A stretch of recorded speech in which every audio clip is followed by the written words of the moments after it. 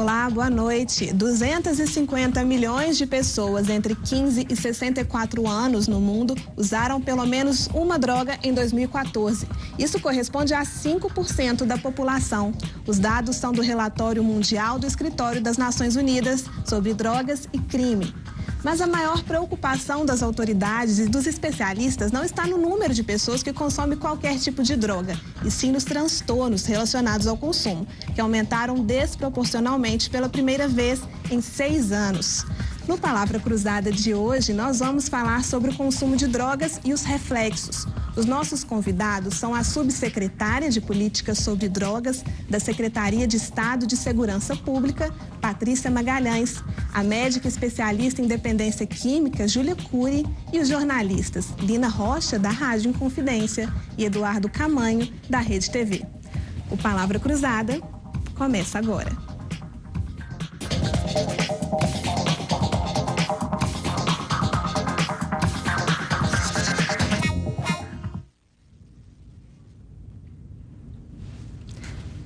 Nós vamos começar agora com a Palavra Cruzada. A gente está falando sobre a política pública de saúde contra drogas, né? Aqui a gente tem a Patrícia, que é subsecretária. Patrícia, muitas campanhas educativas, aí a gente sempre falando do assunto, mas ainda é um desafio gigantesco, não é isso? Com certeza é um grande desafio, né? Que quando a gente fala de prevenção, a gente tem que falar de vários tipos de prevenção, né? A primária, a secundária, a terciária, a quaternária. E também falar de uma mudança de cultural, né? E uma sensibilização aí de jovens, crianças, né? Então é um desafio muito grande. Pois é, houve até uma mudança na política de pública de saúde com relação às drogas, né? Antes um foco muito forte no tratamento. Conta pra gente por que vocês acham que precisou reforçar agora a prevenção, para a pessoa não ingressar aí nesse universo. Olha, pesquisas nos mostram hoje que o número de usuários experimentar o início do uso, quanto mais cedo se inicia o uso, maior a probabilidade dessa pessoa desenvolver um problema futuro com a droga, principalmente a dependência química, né? Dentro do Centro de Referência de Álcool e Drogas, nós diagnosticamos que o uso está se iniciando entre 12, 11 e 17 anos. Com isso, nós tivemos que começar a ter um olhar diferenciado, né, para essa demanda em específico. Antes, a subsecretaria tinha um foco maior na atenção ao usuário, né, no acolhimento, na atenção ao usuário, ao dependente químico. Agora, nós ampliamos para 3 eixos, focando também na prevenção. Então, a gente tem o eixo do acolhimento, a prevenção e a reinserção social. Sim. Ampliamos aí esse olhar para essa política pública. Uhum. Júlia, quanto mais cedo, mais perigoso, é isso mesmo? Isso, quanto mais precocemente na vida a pessoa inicia o uso de droga, maior a probabilidade de se tornar um dependente daquela droga, daquela substância. Isso porque o cérebro ainda é imaturo, os adolescentes têm menos capacidade de controlar impulso e a área que gera o prazer no cérebro é mais hiperativada. E a área que controla o impulso é menos ativada. Então, eles têm mais chance de se tornar dependentes. Então, principalmente antes de 16 anos de idade, o risco aumenta muito de se tornar dependente. É claro que em todas as idades as pessoas têm risco de, quando experimentarem, quando usarem, se tornarem dependentes. Mas esse risco é muito maior na fase de criança, de adolescência e de adulto jovem, até 20, 21 anos, que é quando o cérebro completa a maturação. Certo, é complicado, né, Eduardo? Lina também. A gente vê muitas crianças em situação de vulnerabilidade social aí nas matérias. Com certeza, e a gente não pode esquecer das drogas legalizadas, que eu acho que o álcool, principalmente nessa faixa etária de 15, 16, abaixo, às vezes do 16, é uma droga muito aceitada, né, pela sociedade. Às vezes o filho, o homem, o pai ali com 13, 14 anos já começa a dar uma cerveja, já começa a dar um golinho na pinga, né? No churrasco de fim de semana. E são comportamentos que são aceitados, né? Até associado a uma... né? Exatamente. Ali, não, estou desenvolvendo meu filho, estou ensinando a ele a beber, né? Mas é exatamente essa faixa que é perigosa, né? Às vezes o menino ali, criando esse hábito, ele pode estar ali levando isso para uma vida, para um alcoolismo, né? Sim. Usando isso como gancho, por isso que eu acho a importância da prevenção. E aplaudo essa iniciativa porque eu tenho um filho adolescente e a gente fica com medo, eu fiquei mais com medo agora, então. e essa questão da prevenção, né? Até em outras questões de saúde também, a prevenção pode evitar muitos danos, né? Para pais e filhos. E eu queria até entender como é que funciona essa prevenção. Você falou que são 3 eixos, né? Incluíram a prevenção. Ela é feita em escolas, ela é feita em que situação? Porque a gente sabe que o adolescente, a saída da escola ali é muito perigoso, né?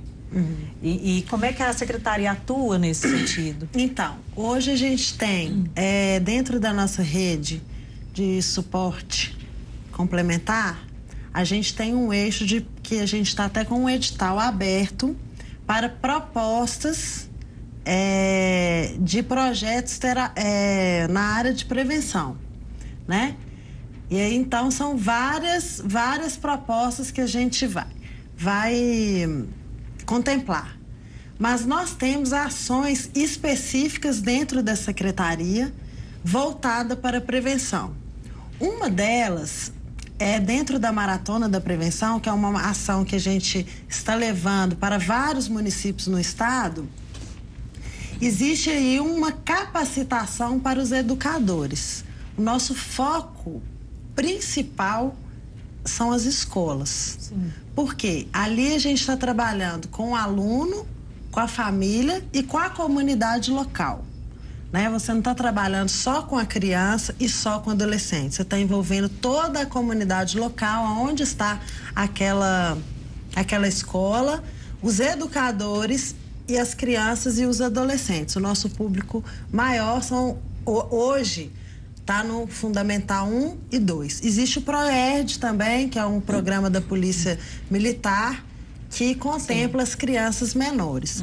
Mas dentro da nossa secretaria, então, a gente tem essa capacitação que vai ser dada para os educadores, porque nós acreditamos que esses educadores, e percebemos também, que muitas vezes eles ainda não têm esse feeling, vamos dizer assim, essa expertise de poder detectar, às vezes, um aluno que está fazendo o seu uso experimental de alguma droga, seja ela lícita ou ilícita, porque muitas vezes não tem o conhecimento do que é a droga, quais os tipos de drogas, o que essas drogas causam, enfim.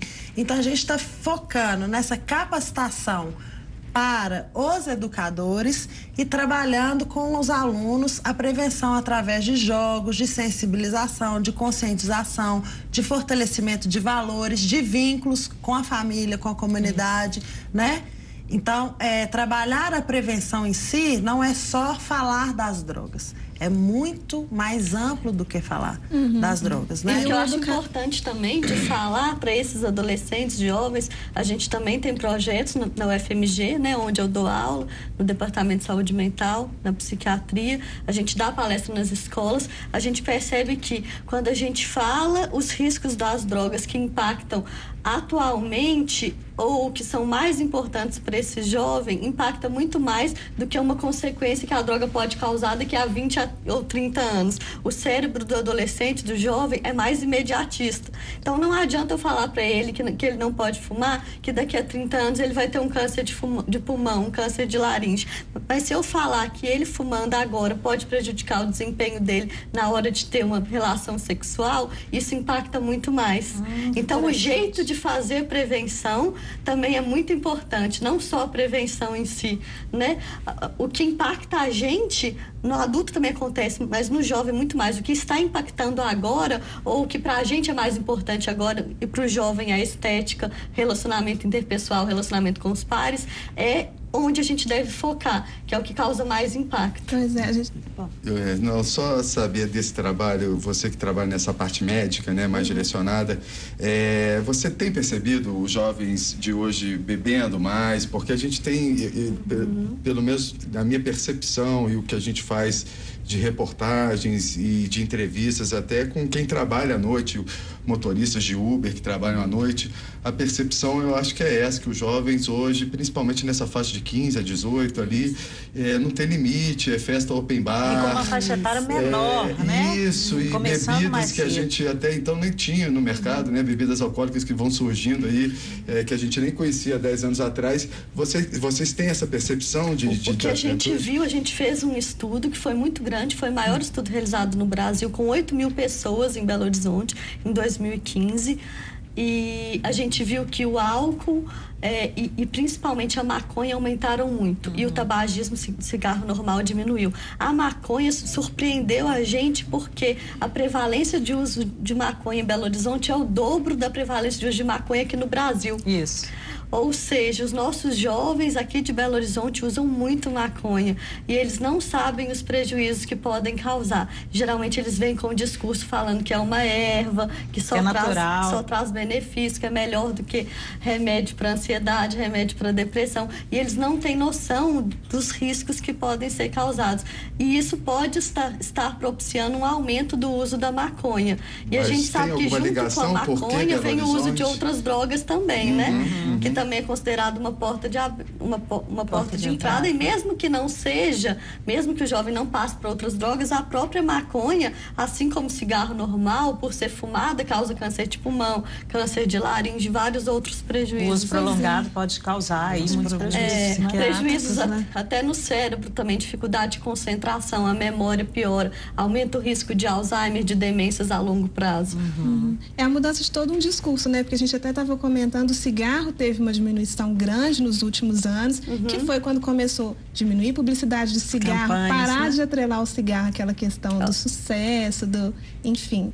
E a gente ainda tem isso no álcool, né? Isso precisa mudar também, na opinião de vocês? Sua opinião, Patrícia? Olha, minha opinião precisa mudar, né? É uma mudança cultural. Nós precisamos de começar a sensibilizar, trabalhar esses pais, nós adultos, né? A indústria da bebida é uma indústria que gera muito dinheiro, né? Há um tempo atrás, eu tenho uma filha mais nova e eu fui levar ela numa festa de aniversário e tinha servindo tipo um espumante da Barbie, espumante, eu já vi, né, com taça. Então isso está induzindo a criança a beber, a fazer uso, e já é um estímulo precoce para a criança beber. A gente vê festas de aniversário de crianças hoje regada a bebida, né? Então as crianças já crescem com aquilo como normal. Minha mãe bebe, meu pai bebe, minha família toda bebe, então eu também posso beber. E muitas vezes o ingresso na adolescência, na vida adulta é o primeiro ponto. O exemplo é o fundamental, né? Eu achei interessante aí se você falar sobre abordagem, que é uma postura minha. Eu sempre achei que não se deve ter tabu para falar e nem idade, desde sempre, né?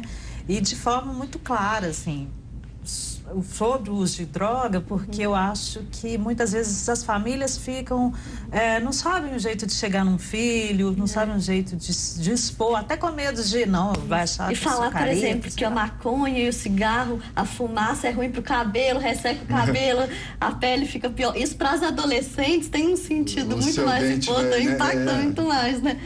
Não sabia não, doutora, que fazia mal pro cabelo, né? É coisa imediata ali, né? É questão também de conhecer, acompanhar o filho, né? Desde sempre, né? Essa prevenção, né? Muito ela importante. Começa desde que nasce. A prevenção para a gente é muito difícil, tanto para a Secretaria quanto para a BP, que é a Associação Brasileira de Psiquiatria, porque na mídia a gente vê a Bruna Marquezine fazendo propaganda de cerveja, a Aline Moraes, as grandes musas aí da televisão, elas têm muito mais força do que a gente para influenciar a população. Então, o trabalho que a gente tem que fazer é muito mais árduo e muito maior, né, para superar essa força que a mídia tem, né? E também é um trabalho que a gente não pode esperar uma coisa a curto prazo. A prevenção é algo a longo prazo. A gente vê hoje a redução no uso do tabaco por causa das campanhas que se iniciaram e tem aí quase 10 anos que estão se fazendo as campanhas. Leis, né? Leis, então. E das proibições de as propagandas, as restrições de locais, né? De fumar. Hoje as pessoas se sentem constrangidas, às vezes. Ela vai sair, ela vai para um bar, ela tem que sair para fora do bar para fumar. Ou às vezes ela está num ambiente de uma boate e tudo, ela vai para um fumódromo, é como se ela estivesse ali, né? Então muitas pessoas pararam de fumar até pelo constrangimento em que as leis e essas campanhas foram fazendo, né? E eu acho que assim tem que ser feito com a bebida. Foi um tempo muito grande, um dinheiro público gasto muito grande. O que vai ter que acontecer provavelmente com a maconha quando for liberada. Então a gente nunca pensa isso. O gasto também que vai gerar para todos nós, né? E com a bebida também, né? Que deveria, a gente deveria começar a trabalhar essa conscientização, né? Começar a fazer campanhas específicas para a bebida, né? Existe uma dificuldade de fazer isso a longo prazo, né? Porque a gente vê que o resultado não é imediato, é a longo prazo, e a gente tem trocas de governo. Então, enquanto política pública, a gente tem uma dificuldade de ter uma política pública contínua, precisava ter uma atenção mais especial para isso também? Eu acho que também aí a gente vai na mesma linha.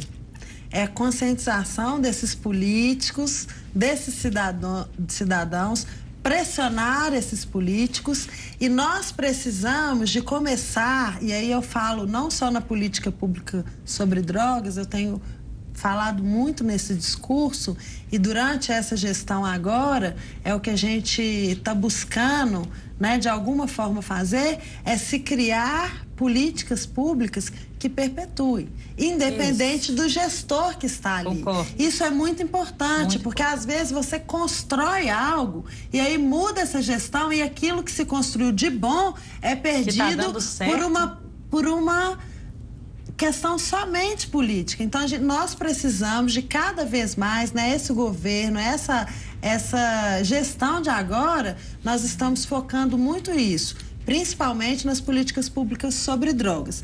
Tentar construir políticas públicas, né? Articular, sensibilizar também os municípios para que se crie políticas públicas que perdurem independente da gestão. Porque Minas né? Gerais é um país, né? 853 municípios, cada região com a sua... E o interior, cada vez mais, com essa preocupação com a droga. Às vezes, né, cidades pequenas que eram tranquilas, que não tinham problemas de violência, e hoje convivem com o crack, com o consumo de drogas. E cada região tem a sua, né, especificidade, né? Exatamente, que tem que ser trabalhado, acho que até dessa forma também, né? O professor do norte de Minas vai ter que trabalhar a cabeça do aluno dele, eu acho que diferente do professor do sul de Minas, né?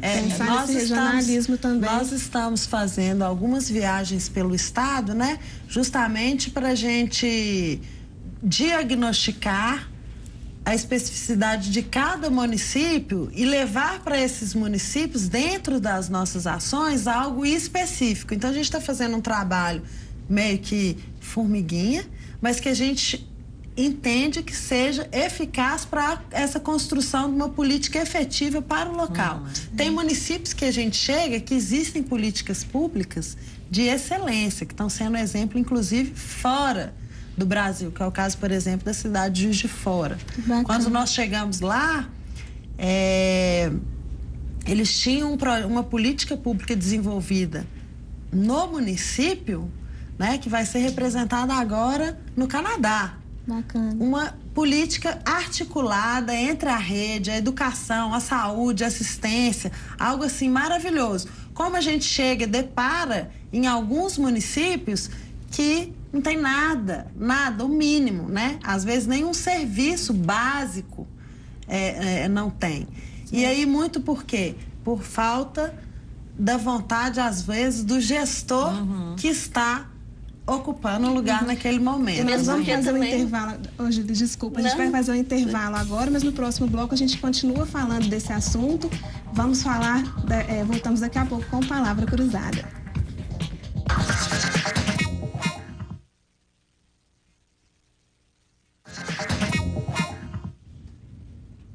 Estamos de volta com Palavra Cruzada. Hoje estamos falando sobre o consumo de drogas. E agora, no primeiro bloco, a gente estava falando bastante sobre o jovem ser mais vulnerável, né? Essa faixa etária aí tão perigosa para começar o início, o uso das drogas.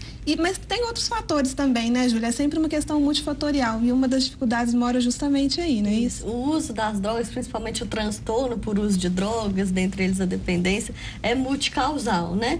Então, além do início precoce, tem o fato da predisposição genética, da influência hereditária, tem o fato também de os jovens hoje em dia terem menos apoio da família, tem um ambiente que o pai e a mãe trabalham e tem que trabalhar por mais tempo, então tem menos conversa entre o jovem, o pai e a mãe, né? E ele se sente sozinho, isolado, aí vai buscar apoio nos amigos que talvez usem droga também, aí ele tem essa sensação de pertencimento maior, porque ele não se sente acolhido na família.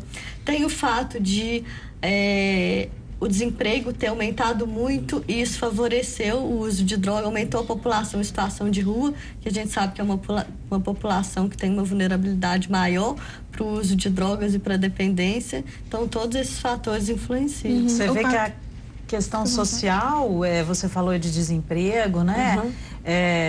E é uma questão que a pessoa realmente pode levar a essa abertura, né? Uhum. Eu considero, assim, o problema de droga um problema de saúde pública também, né? Com certeza. Porque e você falou em Juiz de Fora que teve uma experiência positiva e eu concordo, eu acho que tem que ter uma rede de apoio.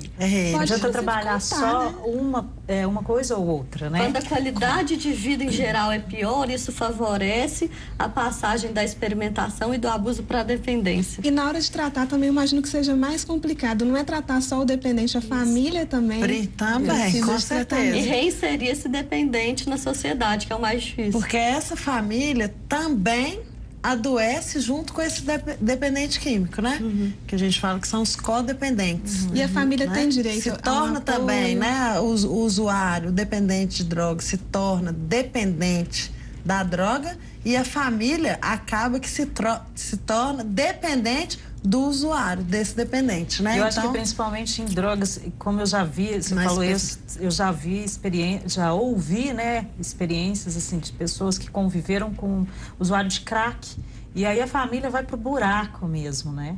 Porque É uma droga muito devastador. impactante, é uma droga vocês, né, que trabalham com essa política no centro de atendimento aos usuários, a gente tinha um perfil de atendimento, a maioria era álcool, eu acho que é coisa de 15, 20 anos atrás.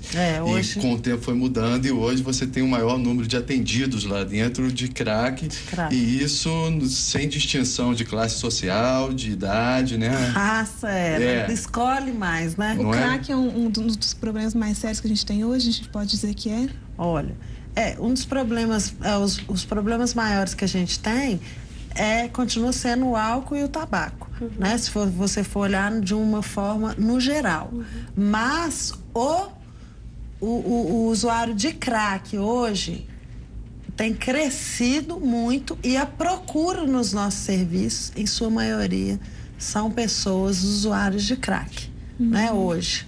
Por que o álcool e a droga têm maior prevalência? A disponibilidade e a acessibilidade são fatores que contribuem para um maior uso. O cigarro. E geralmente... E a aceitação pela sociedade. Né? Essas pessoas usuárias do crack, elas iniciaram no cigarro e são dependentes cruzados. Eles não são dependentes só do crack, né? Eles são dependentes do crack, do cigarro, do álcool, múltiplas drogas. E tem um perfil desse usuário de crack? Enfim, são crianças mais jovens, a gente ainda a gente mantém Olha, o perfil desses usuários que chegam para nós hoje, em sua maioria, de 24 a 32 anos, em sua maioria. Mas, igual eu te falei, né, nós detectamos aí o início do uso criança ainda e adolescente, né? Às vezes com álcool e com Mas cigarro, as pessoas que nos procuram hoje no centro de referência de álcool e drogas, em sua maioria, são jovens adultos, vamos dizer assim, de 24 a 32 anos. Doutora Júlia, você falou, o álcool e o tabaco são aí os mais usados por serem socialmente e serem drogas lícitas. Então, você vê aí um risco de legalização de drogas? Você acha que, por exemplo, a maconha, que, igual você falou, um futuro aí, como está se vendo, né, em outros países do mundo, se tornando uma droga legal, você veria aí um estímulo ao consumo dela, de um aumento do consumo dela? A legalização, ela passa a ideia, principalmente para os jovens, de que aquela substância é inócua, de que não causa prejuízo. E ela favorece o uso, por exemplo, se eu sair daqui e alguém me vê num bar pedindo uma cerveja, vocês vão achar normal. Mas se vocês me virem hoje fumando um cigarro de maconha, vocês vão achar um absurdo. Uma médica que acabou de dar uma entrevista não lá fumar. Mas se estivesse legalizado, isso não seria um absurdo. Isso estimula o consumo, sim. Principalmente em jovens.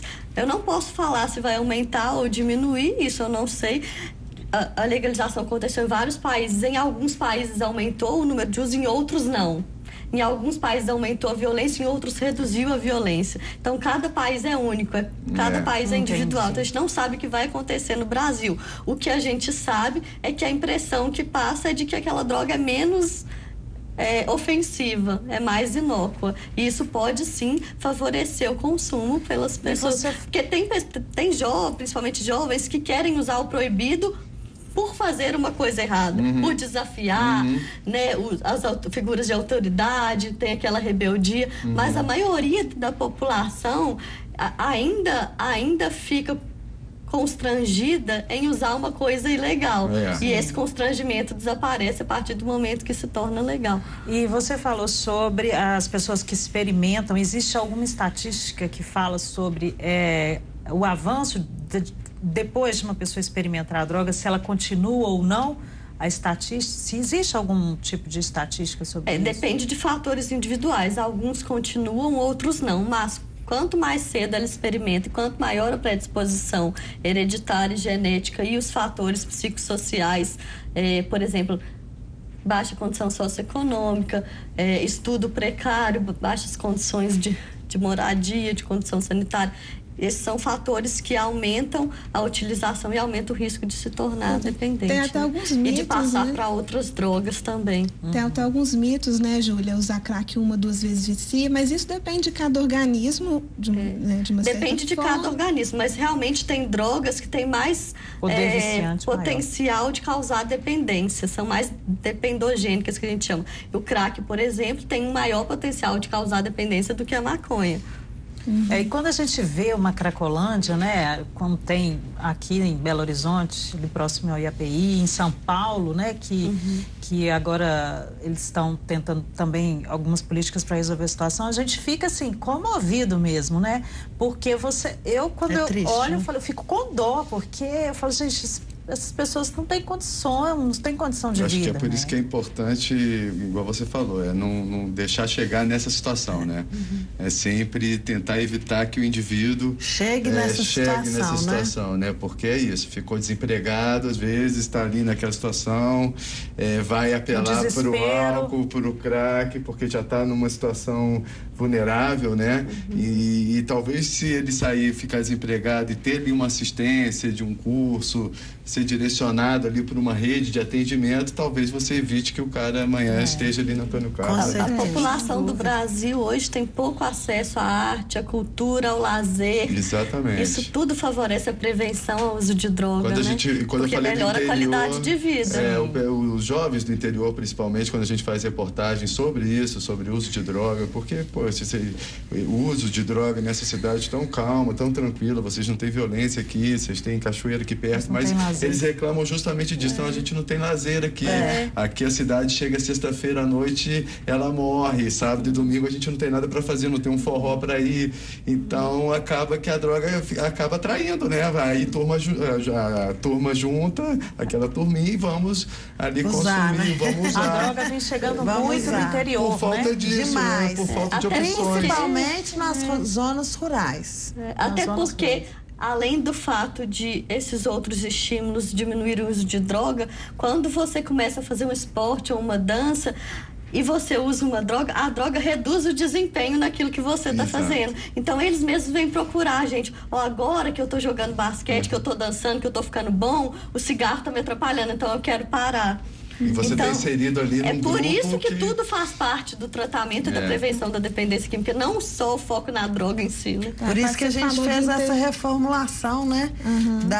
Desse olhar aí, nesse nosso novo edital.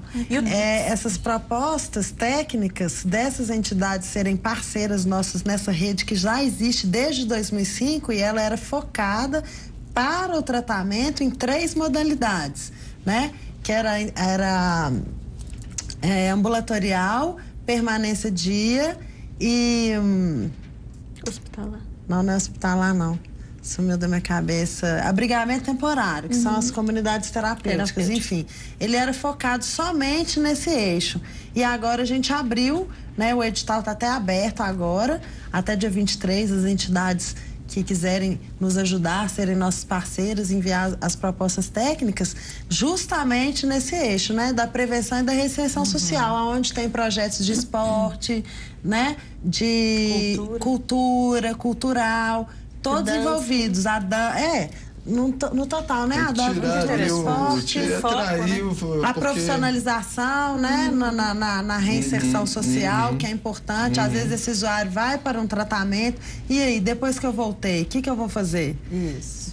Né? Principalmente essas pessoas que são usuários de crack, que geralmente ela perde essa base toda, familiar, profissional, escolar, né, social, enfim. Então é importante também ter um olhar, né, não só para o tratamento, eu vou ajudar essa pessoa a sair, mas e aí? Ela voltou, perdeu tudo, e agora? O que eu vou fazer, né? E a reinserção importância social dos grupos de mútua ajuda, né? Das irmandades que existem aí, como Alcoólicos Anônimos, Narcóticos Anônimos, para manutenção, tanto para ajudar, né, no acompanhamento desse tratamento, como para essa reinserção social também, a manutenção desse tratamento. E depende dessa reinserção social o sucesso daquele tratamento, né? Se a pessoa vai voltar ou não para a droga, tudo depende de como que ela vai conseguir levar a vida depois disso também, né? Isso influencia bastante, né? Vai do querer da pessoa, né? Porque isso é um fator primordial também. E além da reinserção... O querer, né? Além da reinserção, é o desejo da pessoa. E além da reinserção, reabilitação cognitiva e funcional. Muitos dependentes perdem capacidades para o trabalho, porque o cérebro já está danificado, o corpo já está danificado. Então, nos Estados Unidos tem isso muito bem feito, que é a reestruturação cognitiva e funcional, que aqui não funciona tão bem, que também favorece, né, o usuário reinserir na sociedade e diminuir a chance de recaída.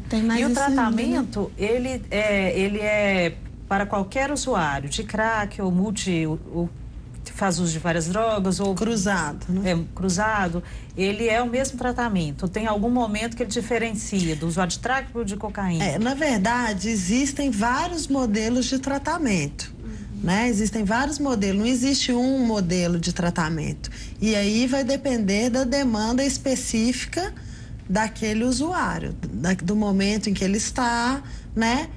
Do desejo que ele tem, porque eu acho que isso também é fundamental. Né? Então, precisa de uma avaliação de um profissional especializado na área para avaliar a demanda daquele usuário e ver qual modelo de tratamento existe. E pelo sistema de saúde, né? A família, né, quem tem uma pessoa nessa situação em casa, pelo sistema de saúde, ela vai receber essa orientação de qual que é o tratamento adequado para aquela pessoa.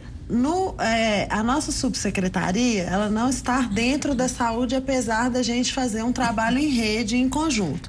Então, a gente tem, dentro do Estado, dentro do governo, né, a gente tem a rede de saúde mental, tem os CAPS-ADs, né?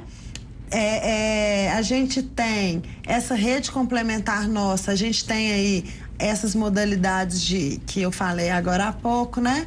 Temos as comunidades terapêuticas, temos os tratamentos ambulatorial, aqueles que são permanência dia, em alguns casos um processo de desintoxicação de primeiro momento em um hospital psiquiátrico para depois ele ser encaminhado para um outro serviço, né?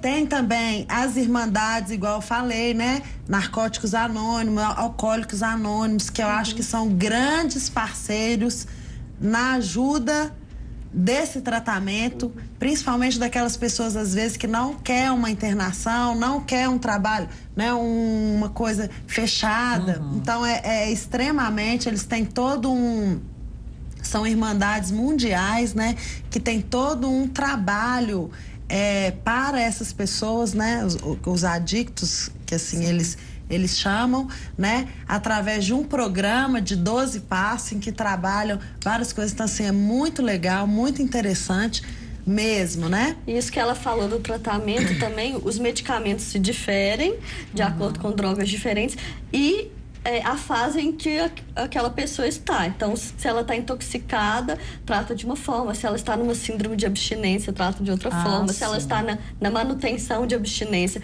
para prevenir recaída, trata-se de outra forma. E hoje, em 2017, a gente tem remédios, medicamentos e tecnologias que auxiliam mais do que o tratamento. Sim, a gente tem drogas aprovadas pela Anvisa que tratam especificamente drogas diferentes. Então, por exemplo, a naltrexona é muito indicado para tratamento de álcool, topiramato, de cocaína, de crack. Tem vários medicamentos que, é lógico, o tratamento é sempre muito difícil, mas já é feito de forma muito mais adequada do que antigamente, né? E a pessoa tem esse acesso todo pelo SUS hoje? Existe esse acesso todo pela saúde pública, esse tratamento? Não existem todos os medicamentos pelo SUS. Existem muitos medicamentos fornecidos pelo SUS, outros não. A gente vai tratar de acordo com a disponibilidade e do serviço em que a pessoa se encontra, né? Da necessidade dela ali também, né? Essa variação. Bacana.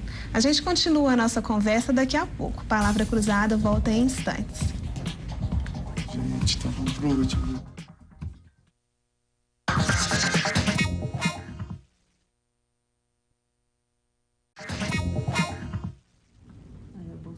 Olá, estamos de volta com Palavra Cruzada. O tema de hoje é o consumo de drogas. A gente falou aqui bastante no primeiro e no segundo bloco sobre prevenção, né? Também sobre essa reinserção social. E eu queria saber agora, para quem está em casa, quem está com uma pessoa passando por essa situação, como identificar? Como saber se seu filho ou quem mora com você, o seu pai, está numa situação vulnerável, está podendo... aí está com esse problema com drogas? Tem alguns sinais, né, que os familiares podem perceber, que podem indicar que a pessoa está usando drogas. Então, por exemplo, ou está aumentando o consumo, ou já é um dependente. A pessoa muda de comportamento, parece que a personalidade dela é diferente, então ou se torna mais agressiva ou mais isolada socialmente. Os adolescentes e as crianças, o rendimento escolar cai, as amizades mudam, o jeito de se vestir, de se portar.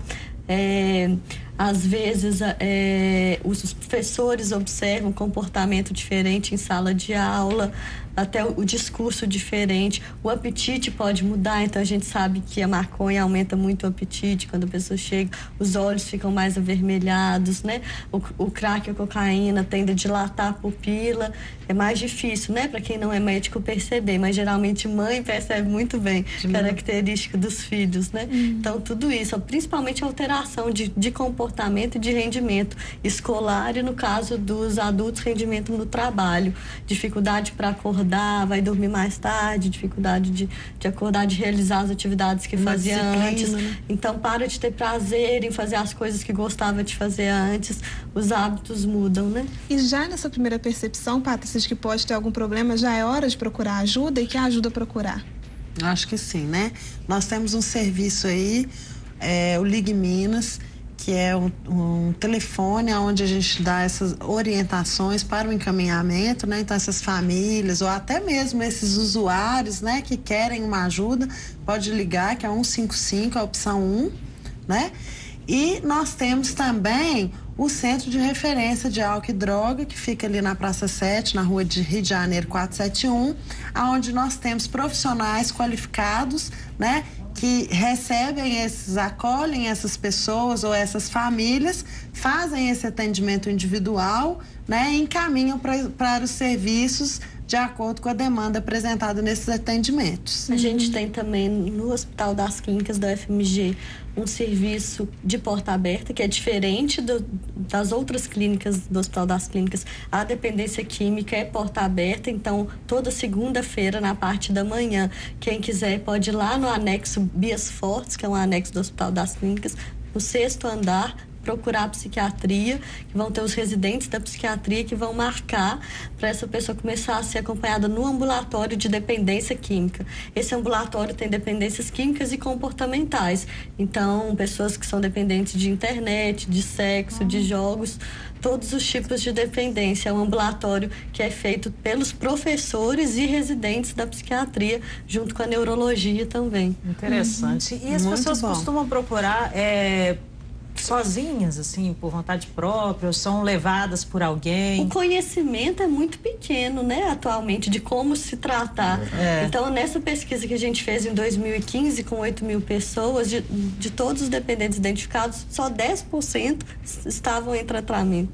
Então, a gente acha que também falta de informação de onde e como procurar ajuda, né? E Isso é uma responsabilidade compartilhada, porque às vezes a família também está numa situação difícil, até que colaborou, o cenário colaborou para a pessoa entrar nessa situação. Às vezes um professor, colega de trabalho, existe essa necessidade também de olhar para o outro, às vezes tentar ajudar?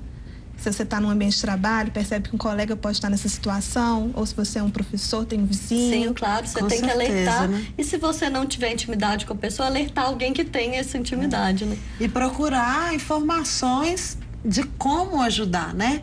Porque muitas vezes a família também, é importante a família procurar os serviços que trabalham específicos nessa demanda do álcool e drogas, porque até a forma de se ajudar, ela precisa ser orientada, né? Porque esse dependente químico desenvolve comportamentos diferentes e tudo. Então, um defeito de caráter que vai aumentando, né? A mentira, a manipulação, então aquilo vai virando um ciclo vicioso e muitas vezes a pessoa vai ficando refém daquele usuário, então ela não sabe como abordar, como ajudar, de que forma ajudar, né? Então é importante que essa família também, ou esse colega de trabalho, esse amigo, procure uma ajuda especializada para ela aprender a lidar. Isso. Existe aí também os grupos de mútua ajuda focado para a família, né? Que é o Naranon, o Alanon, o Amor Exigente, que são grupos também de mútua ajuda, irmandades, dentro das irmandades também, focado para a orientação dessas famílias. Os jogadores anônimos é um grupo que funciona muito bem, Isso, e aí muito legal. tem o FA, Fumadores Anônimos, enfim, tem vários grupos como anônimos, você falou, comedores, que né? O início, né, dos 11 aos 17, eu acho que o papel da família aí é muito importante, né?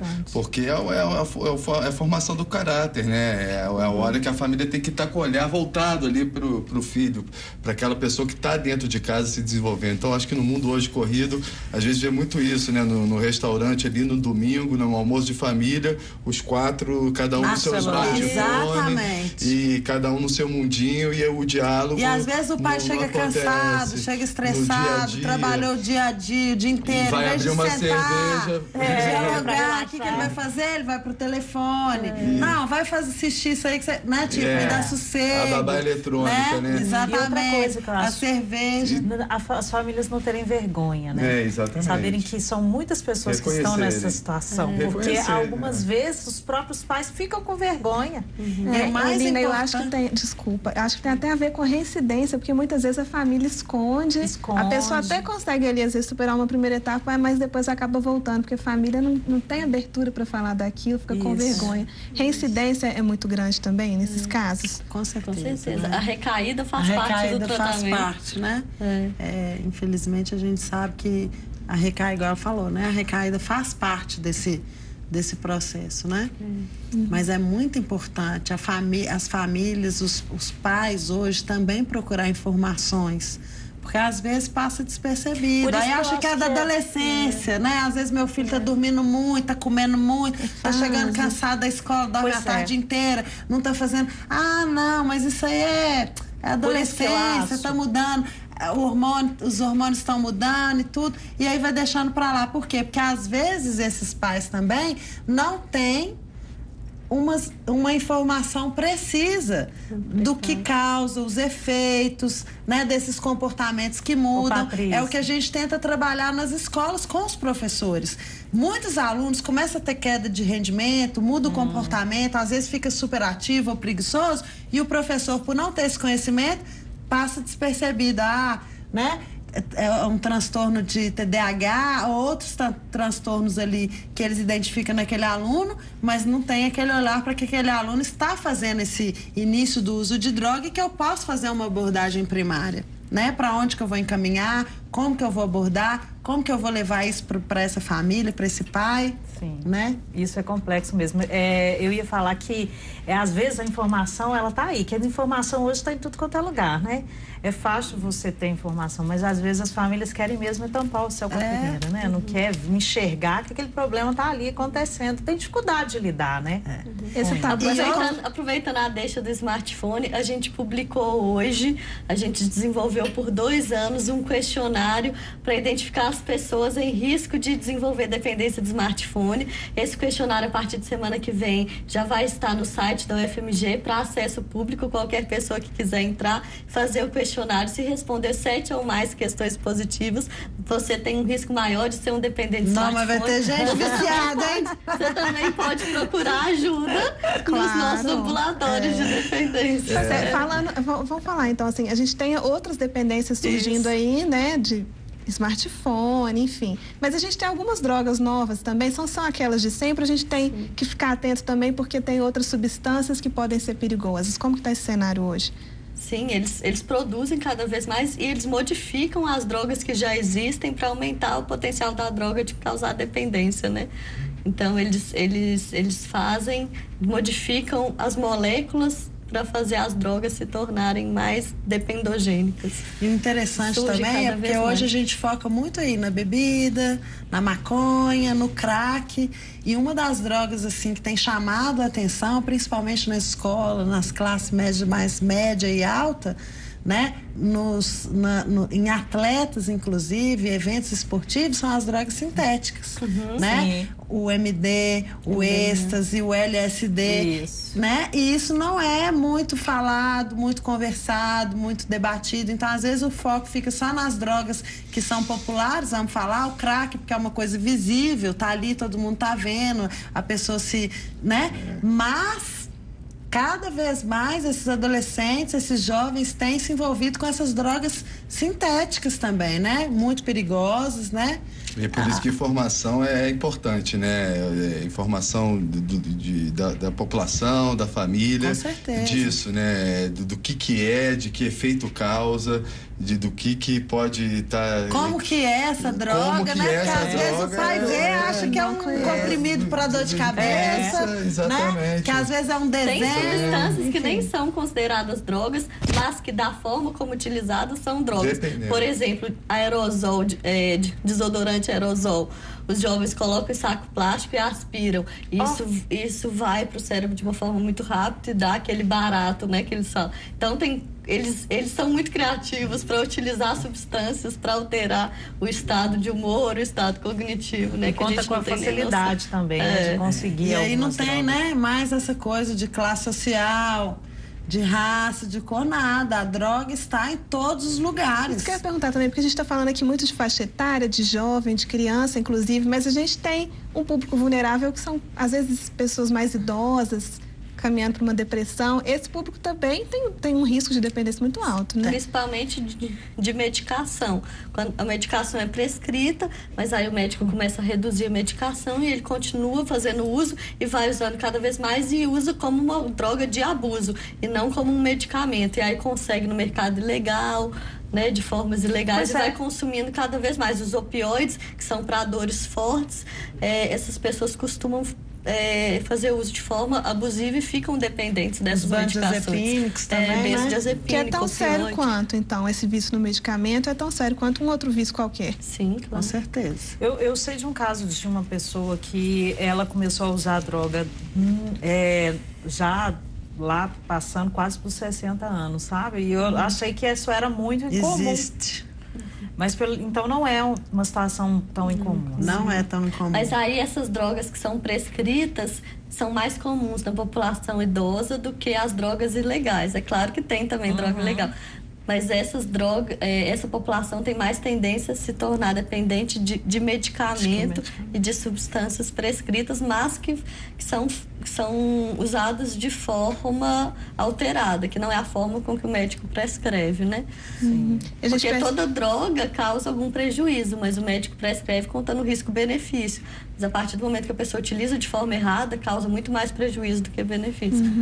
Olhando esses exemplos, a gente vê que tem que ser uma atuação muito multidisciplinar mesmo, em várias áreas, né, Patrícia? Porque tem a ver com tudo, situação econômica, né, a própria solidão, tudo. Eu acho que perpetua várias áreas, né, ou quase todas. Segurança pública, né, um caso de segurança pública. A gente vê aí os delitos, furtos, roubos, violência doméstica, atrelada, associada ao uso de droga, ao tráfico de drogas, né? A educação também, a saúde, a assistência, enfim, geração de renda, tudo, né? Evasão escolar. Então, assim, nós precisamos de trabalhar cada vez mais conjunto. Uma outra coisa que eu sempre gosto de falar, né? Às vezes a sociedade cobra muito do governo. O governo tem que fazer, é uma obrigação do governo. Mas é uma obrigação de cada um de nós também como cidadãos. Porque o governo sozinho, ele não vai dar conta. Ele não vai dar conta, né? E quem vai sair prejudicado somos nós, os nossos filhos, as nossas famílias, os nossos netos, né? A nossa sociedade no geral. Então, é um trabalho conjunto. As entidades não governamentais também têm um trabalho fundamental de complemento, as universidades, né? E essa dinâmica, assim, de todas as áreas trabalhando em rede, né? Não pode mais. Há um tempo atrás, e ainda existe muito, assim, principalmente no eixo do acolhimento, do tratamento, lutas ideológicas. O meu modelo de tratamento é o certo, o meu modelo de tratamento é o que funciona. Sim. E nós chegamos num ponto que isso tem que acabar. O diálogo tem que ser unificado, vamos dizer, eu gosto de falar que a minha gestão, eu estou trabalhando muito a gestão da unidade. Eu gosto de falar desse nome, né? A gestão da unidade. Por quê? Nós precisamos começar a trabalhar em rede, porque esse usuário, ele é único e ele tem uma demanda específica. Algumas pessoas vão precisar de um tipo de tratamento. Ou, às vezes, vai querer um modelo de tratamento, né, de redução de danos, outro vai querer de abstinência total, outro vai querer ainda tentar estudar, ainda tem uma família, vou precisar só de fazer um tratamento ambulatorial e vou conseguir, outro só num grupo de mútua ajuda, né, e a gente vê ainda esse discurso de ideologias. Então, acho que a gente está na época de começar na hora de somar forças, né? Somar, se unir, né? Mesmo porque os reflexos são para a sociedade toda, está acabando. Não, que eu acho que a gente discutiu isso, eu acho que é interessante que a gente conseguiu discutir de várias formas, sem necessidade de falar da guerra antidrogas na ponta da polícia contra o traficante, né? Também. A gente aqui, porque para muita gente deveria fechar a fronteira e impedir a entrada da droga, mas eu acho que a droga sempre vai estar presente, sempre vai ter a demanda vai existir. E não são só as drogas ilícitas. Exatamente. Então acho que a gente conseguiu discutir bem aqui o assunto nesse sentido. Ficar atento a isso, nos organizarmos enquanto sociedade também para combater isso tudo, né? Eu acho que gente, Olina, vou ter que te interromper, porque infelizmente nosso tempo acabou, como o Eduardo falou, tem muito assunto ainda para ser discutido, mas acho que a gente deu o recado. Queria agradecer a todos vocês pela participação, pelas informações. Vocês aí de casa conferem o programa depois nas nossas redes sociais, na internet, e você acompanha o Palavra Cruzada também na próxima quarta-feira, às 9 horas da noite. Até a próxima!